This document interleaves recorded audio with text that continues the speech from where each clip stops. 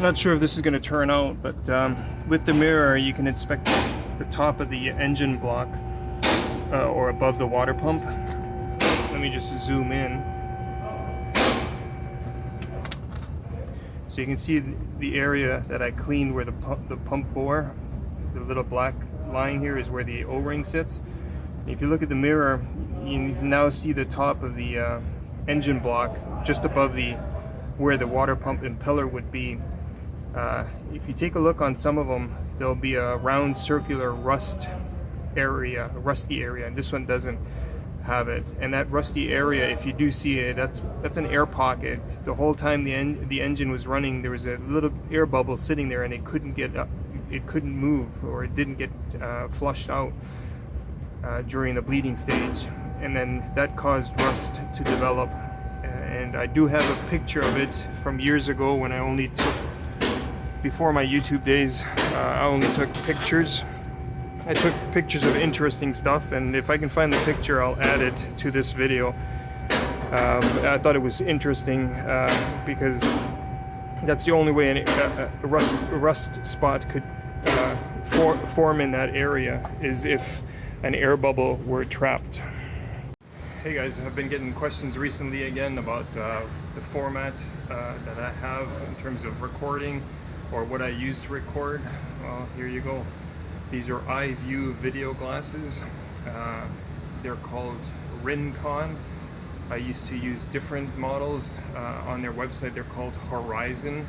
Both glasses I'm really happy with. So if you want to get into YouTubing and filming in a POV, point of view format, check out iVue cameras. And if you use coupon code EXOVCDS 15, I believe you get 15% off any order. You order one or two, whatever, it doesn't matter, you get 15% off. Link is in the description. Thanks for watching. Vanagon with instrument cluster electrical problems. Every time you turn the headlights on, the dash lights go out, and some of the LED flashers, like the signal flasher and the battery light, they go out. So obviously electrical / ground problem. But look at this nice, this is here, it should all be nice and golden color, but it's all corroded, and it's really sticky stuff. So we'll see, maybe if we're lucky, if I clean that all off, it might look better, but it's probably going to need a printed circuit. That's what this is.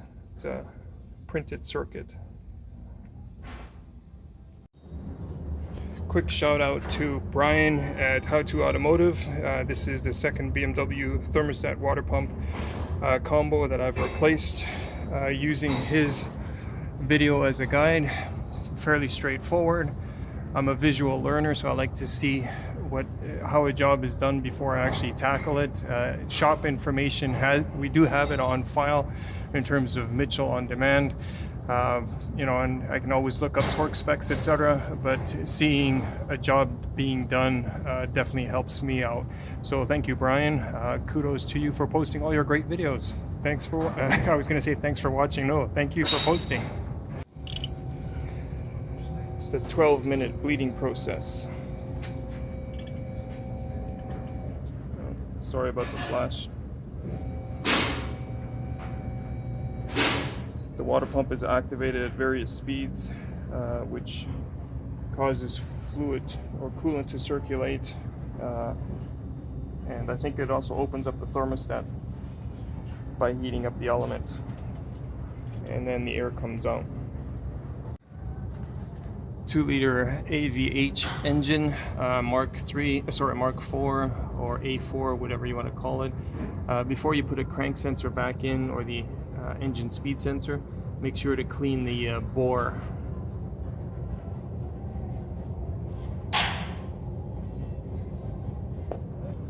Nice and clean, so that the new sensor can sit nice and flat or flush against the block.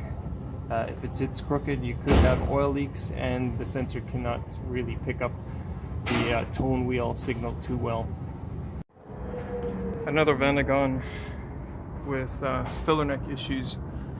can see all the sand and dirt gets thrown up in here, and it just collects, and then the moisture stays, and you can see any metal part here, it just rusts right out. So there's a gap here now where moisture can get into the fuel tank. And these filler necks are not that easy to come by these days.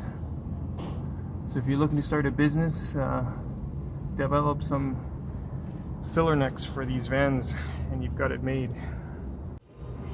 Here's a quick example as to why I put a bolt in here when cracking this bolt loose or this nut loose with a big breaker bar. Somebody asked me on my last video why that is needed, even though I had somebody step on the brakes. What happens is when somebody steps on the brakes hold the disc, but if this set screw is not there, or if it's broken, and you can basically turn the hub, so you cannot loosen the nut because the hub is turning. So what you have to do is put a bolt in here, then the brakes can hold the disc and the hub, and then you can remove that nut with the breaker bar. It's a non-issue when you have an impact gun because of the quickness and the pounding of the gun, but when you don't, put a bolt in here. 2.1 liter Vanagon engine has a throttle body switch that's mounted underneath the throttle body. It has a closed switch and an open switch. It's basically the same switch, but working off of the same rubbing block, if you want to call it that. When the throttle is closed, the switch that's under there should have continuity. So all I did was disconnect the throttle switch, and I hooked up a spare connector here, 2 wires, and you can see at idle there's no continuity, and that can cause high idle because the engine computer thinks that the throttle is still open slightly. Midway there should be no continuity, which obviously there isn't at this point. If you go to wide open, it should close again and you should get continuity, which it does. So in this case, because the throttle is seated all the way back and there is no continuity, you can do an adjustment.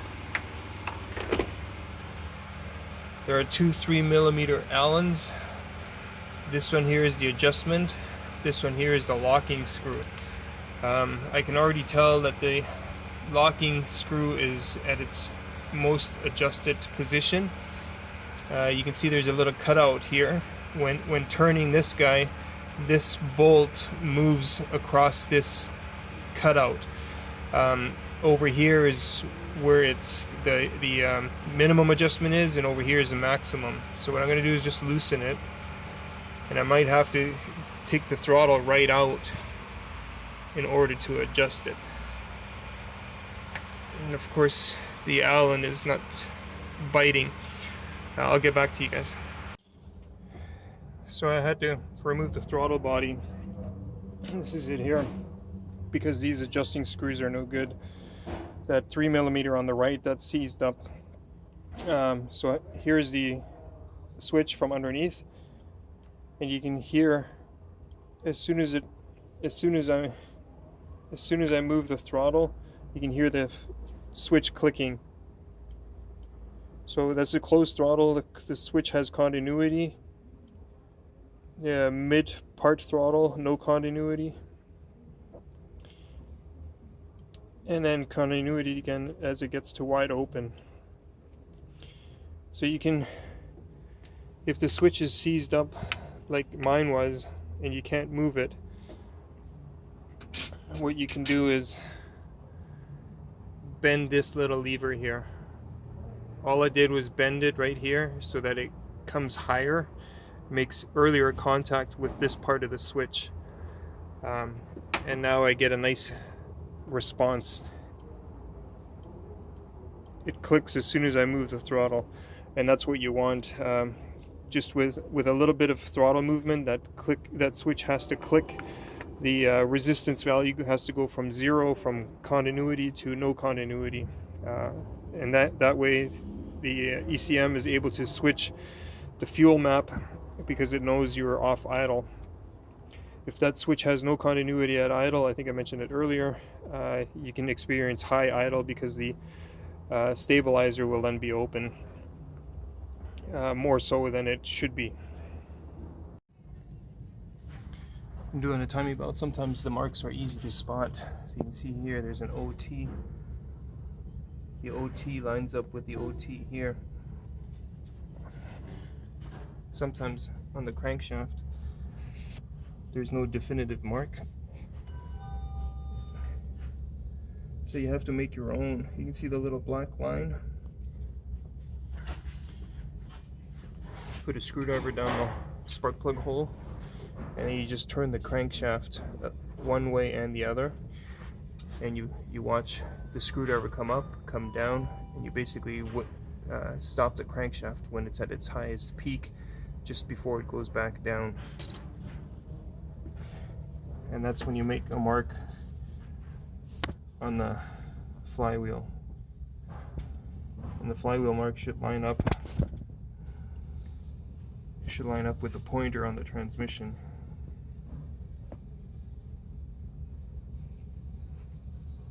The pointer's hard to see here. Actually, you can see there's a 0 right there. But the pointer on the transmission is missing. Let me just see if I can get a better picture. Here's a better angle. That's the pointer right there. So I'm slightly off.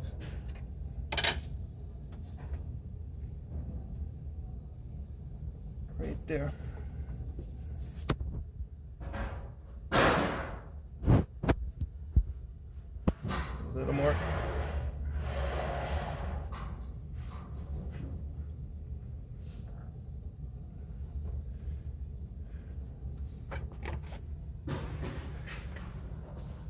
The cam should still line up. It's pretty close. Focus. That's all you got to watch out for. Make sure everything is aligned, and you can put the belt on. Forgot to mention that you should take off the distributor cap so you can see if the rotor is pointing at the little number 1 TDC notch. In this case it is. If it's not pointing there, just rotate the intermediate shaft. You can see all you got to do is rotate it until it lines up.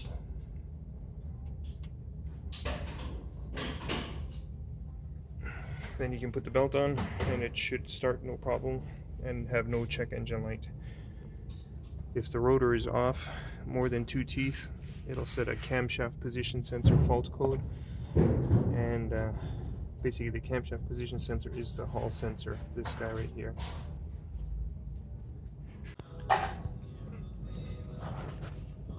A good way to tell that you're on top dead center is these pulley bolt holes. They line up with this one, so 12 o'clock and 6 o'clock. And on the timing gear for the distributor, there's a little dimple right there that lines up with this corner. Can't tell if it's focused, I don't have my glasses on. If the flywheel mark is lined up with the mark on the transmission, but this hole does not line up, then the sprocket is broken. The little keyway is worn. Keep that in mind.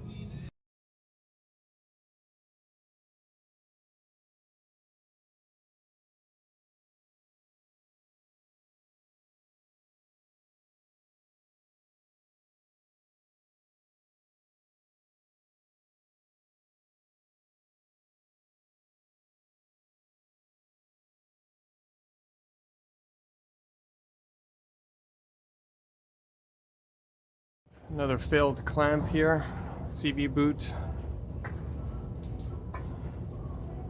There's just water in the joint. Nice. So this thing snapped a few weeks ago, and all it is a piece of metal that's about this much longer, and there's supposed to be a retaining nut on there. Initially what happened was the retaining nut stripped, as you can see here. So then we drilled a hole through here. Actually, it has a pin that goes through here, but I made it bigger so I could put a bolt through here, and that may actually end up having been the reason why it broke. As you can see, not much material there. There, I think that's a better view. And then also, using the gun shouldn't be used on this thing, so I'm gonna try not to use the gun anymore on these things, and we'll see how it goes. This is the cheaper version of the Coolant spring compressor. The Coolant spring compressor is like 800 euros, so that which translates over $1,000 Canadian. This one here is $200 Canadian, so you know, you get what you pay for, but definitely be careful. I know somebody else mentioned in the comments it's a widowmaker. Any spring compressor, if used improperly, can be a danger to somebody. So, you know, but obviously price point matters too. The cheaper it is, the less safe most likely, or less durable.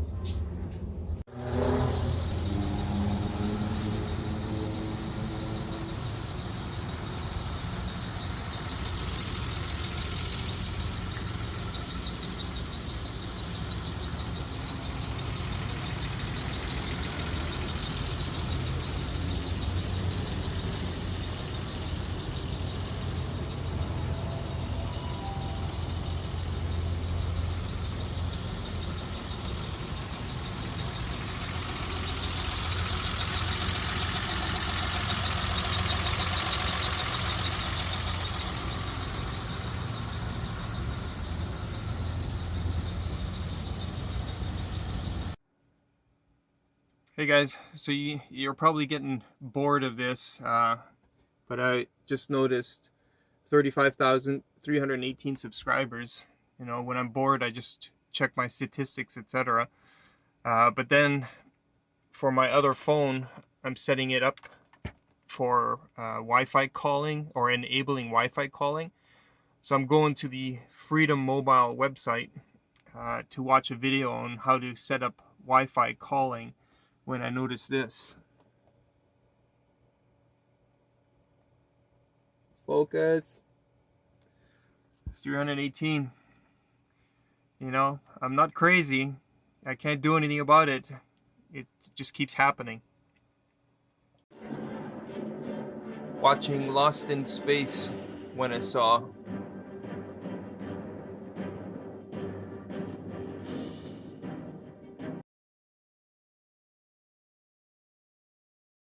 .318.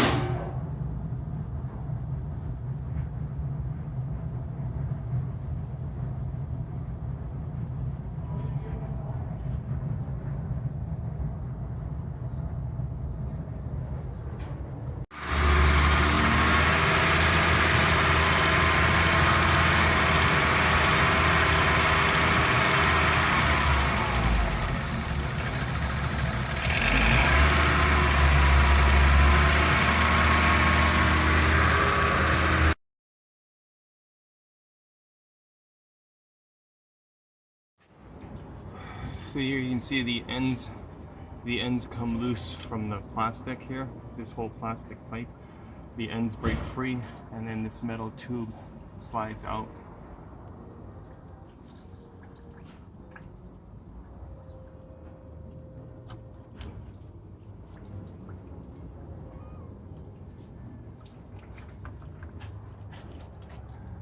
So what I do is I knock the metal tube back in, I tap this guy back in until it's flush, and then we extend these hoses down to about here, and we clamp them several times. Okay, here's the finished product. You can see the splicing that I did. There's about this much pipe inside the hose at each end, and then you just double clamp it. That's not going anywhere.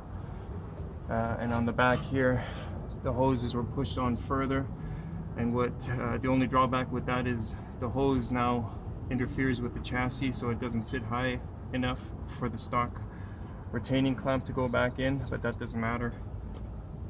Big heavy duty tie straps hold this thing in place nice and sturdy. As long as it doesn't wiggle and vibrate, cause noises, that's fine. So this is the quickest, cheapest alternative. All you got to do is find some piping to match the inside diameter of the hose and you're good to go. Yes, I know Go Westy has repair kits here which come with metal adapters / spacers, but I think this is still a convenient, easy thing to do. 2001 TT, 70,000 kilometers, just in time here. Come on, focus. You see all the little minor cracks, but we've seen belts that showed no cracks. You can see the cracks here. We've seen belts that were completely smooth, but the teeth let loose. So age definitely is more of a role than kilometers. You can see the teeth look pretty good, but the belt, there you go, nice picture there. Change those belts. You're better off changing them sooner than later. Otherwise Sergey here will charge more. Here's the water pump for the timing belt that my coworker's doing. He's saying that the impeller is about to come loose. You can see there's a little crack here, a little crack there. It's definitely showing its age. Just a matter of time before this guy breaks loose, and then you have overheating conditions. So replace them early. Complained about PCV smell. It's usually the PCV components down here. So I'm just smoke testing it right now. Just got a little adapter here for the dipstick. And you'll see there's quite a bit of smoke coming out. So all of this smell or PCV smell gets into the cabin air filter. Can't really see from here, but maybe. Yeah, not really. Maybe I'll move some stuff around, you can see better. But that's a good enough visual indication that there's a leak. When smoke testing the PCV, you should only get smoke coming out of the filler cap once the filler cap is off, and or the air filter, because some of it will backtrack through the PCV plumbing into the air intake. But that's where the smell is coming from. Guess I charged this little guy a little too long. Nice little bulge here. Pregnant, that's what a pregnant battery looks like. It's for my memory saver. I don't use this guy often enough, so the battery goes dead, and then it says that it cannot be charged. And then I take it out and I charge it with a trickle charger, sort of bring it back to life, but this time around I forgot to disconnect it. It was on all night. 90 some odd euro van, pre-purchase inspection. I always like to bridge the radiator fan thermal switch here just to make sure that both fans are working. I got no power here.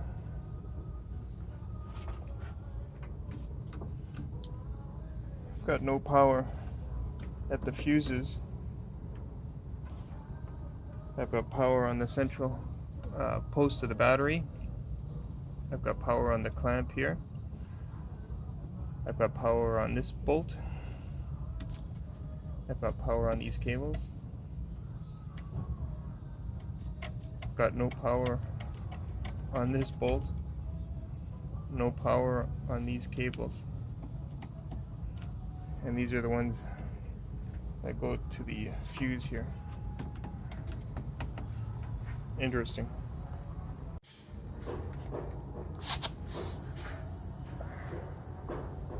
Come on. 65 psi. If it's good enough for a mountain bike, it's got to be good enough for a tire. 10-year-old tire. It's kind of hard to see, but it's mainly surface cracking. But time to recommend tires, I guess, huh? Common sign of oil pressure switch leaking. And you see oil coming out behind the boots.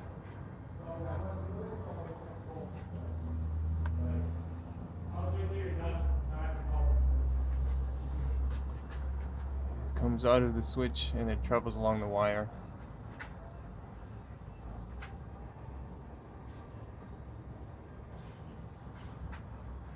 In this case, it was mainly the upper one dripping down onto this one. It didn't look that. This one didn't look that bad, but we're going to do both of them. 2007 Mitsubishi Eclipse 2.4 liter, I think it was. My coworker's working on it. 195,000 kilometers. That's 120 some odd thousand, 121,000 miles. It was a no start, cranked okay, but no start. You can see the missing teeth. Belt itself looks good on the flat surface side, no cracks, but 11 years old. Some of these engines can bend valves. A lot of posts supposedly saying that it is interference fit engine, that it is an interference fit engine. And also posting, a lot of people posting saying that they've had belts break with no issues. So this guy here was obviously lucky. You can see there's thumb width missing here. That's how many teeth is that? 3. And then here there's a whole bunch. So this is where the crank was slipping. Never been replaced before. All stock parts. Balance shaft belt. So definitely keep an eye on your belts. You don't want to press your luck with stuff like this. Could have been worse. Water pump didn't have to be done, but while you're in there, you might as well. That's it. Another lucky customer.